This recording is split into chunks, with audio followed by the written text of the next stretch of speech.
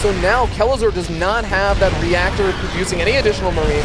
Kelazhur are going to be in a lot of trouble. He's reproducing another barracks, needs to repair up that other barracks that was actually very severely damaged. He's rebuilding his reactor. It does mean, though, that Pokebunny going to be able to take a small little lead potentially in the Marine count. Yes, and that's a pretty big deal. This has been such a back and forth game. I can't express enough how crazy this has been. The number of times that, oh wow, big tank shots coming down on Pokebunny's Marines.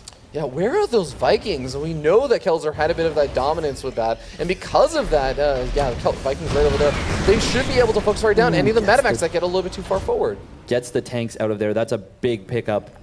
He really needed to save those, and yeah, like you said, he really needs some Vikings.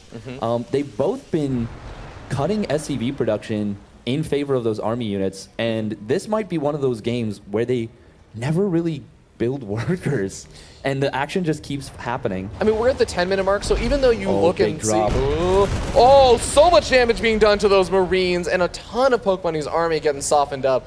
But both of these players are almost mined out of their main bases steadfast. I don't think that they actually need more workers. They don't, no. Oh, and the medevacs are too far back to provide vision.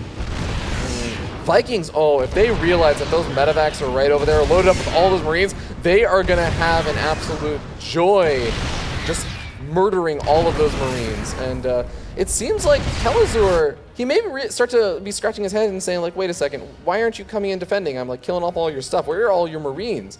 And very soon, that drop is going to be revealing and trying to get some damage done. Oh, this could get all those Marines. Ooh, big shots, and they just stand there. I think that Kelazhur might even be able to move into the base with those siege tanks. He's going to continue the pressure, but the quadruple medevacs now moving into Kelazhur's main base. This is the big doom drop, the big play that Pokebunny is going for, and is it going to pay off right now? Kelazhur does have a couple units back at home, but a lot of SCVs going down for both sides. A drop in the backside, also taking out a lot of Pokebunny's natural expansion SCVs, both of them just trading out their economies. They were already on fairly low economies with Pokebunny, the one sitting down at 5 workers. Yeah, and they are just taking absolute huge gut shots right now. We see both of them are in full base trade mode, barely trying to hold on to their mains. Looks like the medevacs have been cleaned up.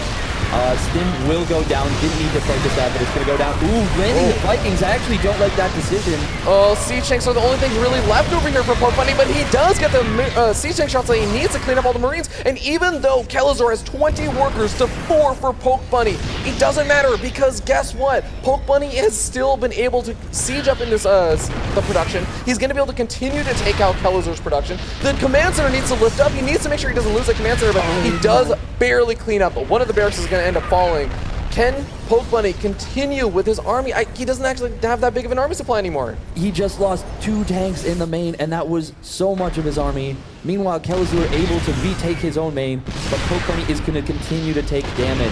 And Kelazhur just showing a little bit more poise, I think, during this base trade, and that's really, really coming to help him out. 55 supply to 16. Pokebunny still has a hope. He has a dream. He's not going to just get knocked down to lose his bracket right off the bat, but he's got a mule and a dream. A mule and a dream. He's got 4 workers. If Kelazhur finds that worker mining gas, he will kill off 25% of Pokebunny's economy. He's got 3 mules and 3 dreams. Oh, but Kelazhur's up with 4 dreams to 3. 4 dreams is bigger than 3. I think so. I've done the math, and we're not playing golf. All right, well, siege tank in a medevac, maybe you can get something done with this. I mean, but the problem is it's not just the worker count that Kelazhur's sitting up in, it's the army supply. It's the fact that 38 army supply to 17. I don't actually know how Pokebunny is going to be able to pull this back. I mean, if someone went over there and just like started attacking Kelazhur physically, I think Pokebunny would have a really good shot in this game. In the natural expansion right now for Kelazhur, Pokebunny is doing some nice siege tank micro, but the Viking is going to be catching that medevac, going to be pushing it back. 3 workers killed. No. Not bad. One more shot. Oh no, is it going to boost out of there? It is, but in the game's over. Yeah. GG! Kelazhur takes the 2-0 over Pokebunny, moves on.